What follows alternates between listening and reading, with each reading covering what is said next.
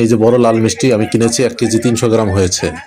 আমি একটি হাটে অবস্থান করছি। এই হাটটি নারায়ণগঞ্জ জেলার সোনারগাঁও উপজেলার মোগরাপাড়া ইউনিয়নের কাইকারটেক এলাকায় কাইকারটেক হাট নামে পরিচিত।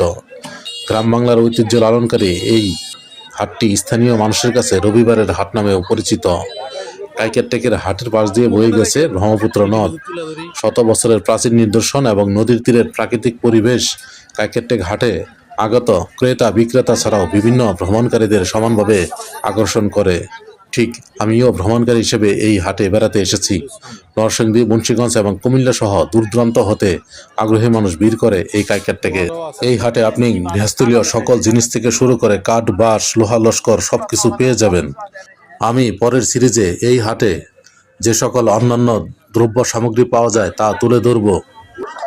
সে পর্যন্ত সবাই সুস্থ থাকুন। আল্লাহ হাফেজ।